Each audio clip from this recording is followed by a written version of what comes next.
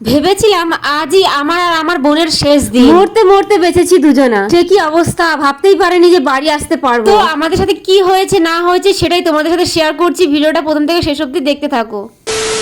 Hello viewers, আমার নাম সোনালি, আমি থাকি পানাগড়ে। এতদিনে তোমরা জেনেই গেছো, যারা যারা আমার ডেইলি ব্লগ দেখছো বা দেখেছো। প্রত্যেক দিনের মতন আজকেও সকাল সকাল উঠে পড়েছি, আর আমাদের পুকুসোনা উঠে পড়েছে সকাল সকাল। আজকের ওয়েদারটা খুব একটা ভালো ছিল না, মেঘলা মেঘলা ছিল, যখন তখন বৃষ্টি চলে আসতে পারে। তাই সকালে যেসব কাজকর্ম থাকে সেগুলো ঝটপট করে সেরে নিই চলো। আর আজকে অন্যান্য দিনের তুলনায় একটু তাড়াতাড়ি উঠেছি, কারণ আজকে মাকে ছুটি দেবে, তাই বাড়ি নিয়ে আসবো। তাই ঘরের সমস্ত কাজকর্ম কমপ্লিট করে রাখতে হবে, ঘর দুয়ার গুছিয়ে রাখতে হবে। তাই তাড়াতাড়ি করে উঠে ঘরের যা কাজকর্ম আছে ঝটপট করে নিয়ে মায়ের কাছে যাব মাকে আনতে। আর আজকের এই ভিডিওটা কিন্তু অনেকটাই বড় হতে চলেছে অন্য ভিডিওর থেকে, কারণ আজকে সকাল থেকে রাত অবধি কি করলাম সেটাই তোমাদের সাথে শেয়ার করছি। তাই ভিডিওটা একটু বড় হয়ে যাবে, তাই তোমরা কিন্তু ভিডিওটা কেউ স্কিপ করো না, প্রথম থেকে শেষ অবধি দেখতে থাকো। জানো তো, আজ যেহেতু মা বাড়িতে আসবে, তাই সকাল থেকে মা আমাকে বারবার করে কল করে জিজ্ঞাসা করছে যে কখন আসবি আমাকে নিতে, কারণ অনেকদিন তো হয়েই গেল মা বাড়িতে নেই। তাই মায়ের মনটা ছটফট করছে যে কতক্ষণে বাড়ি যাব, তার জন্য সমানে আমাকে কল করে জিজ্ঞাসা করেই যাচ্ছে যে কতক্ষণে আসবি আমাকে নিতে। আর মাকে নিতে এসে দেখছি মা আগে থেকে রেডি হয়ে বসে আছে, মানে মায়ের মন আর ভালো লাগছে না যে কতক্ষণে বাড়ি যাব। আর এদিকে আমার মাকে দেখো কত খুশি, এতদিন পর বাড়ি আসছে, খুশি তো হবেই তাই না। আর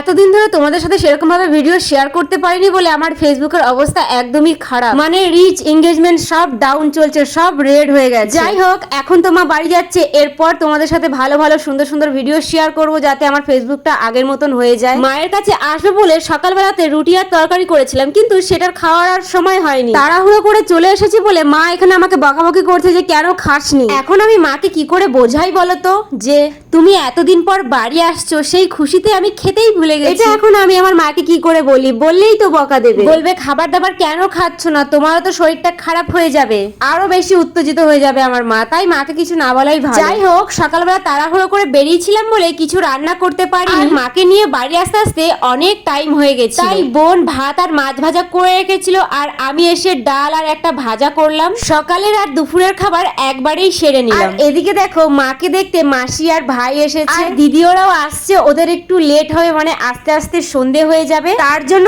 আমি আর বোন ভাবলাম যে চলো রাতের জন্য দোকান থেকে কিছু খাবার নিয়ে আসি। আর এখানেই হলো সব থেকে বড় ভুল, মা আমাদেরকে আগেই বারণ করেছিল যে এত বৃষ্টির মধ্যে বাইরে যাস না, বৃষ্টি থামলে তারপরে যাবি, কিন্তু তাও আমরা গিয়েছিলাম দোকানে। আর দোকানে যাওয়ার সময় এত জোরে জোরে বাজ পড়ছিল, রীতিমতো চোখে কিছু দেখতেই পাচ্ছিলাম না, পুরো অন্ধকার, মানে চোখে কিচ্ছু দেখতে পাচ্ছিলাম না, চারিদিকে অন্ধকার অন্ধকার, মোবাইলে ফ্ল্যাশ জ্বলছে তার সত্ত্বেও। অনেক কষ্ট করে বাড়ি এসেছি দুজনে পুরো ভিজে ভিজে। আর বাড়ি এসে মা বাবা দুজনে এত বকলো আমাদেরকে, আর আমরা এত ভয় পেয়ে গেছি, মানে কি বলবো, রীতিমতো কান্না করছিলাম। যাই হোক গাইস, খুব বাঁচা বেঁচে গেছি আমরা দুজনে। তো চলো, আজকের ভিডিওটা অনেকটাই বড় হয়ে গেল, আর বেশি বড় করতে চাইছি না। আজকের মতন টাটা, দেখা হবে নেক্সট অন্য কোনো ব্লগে।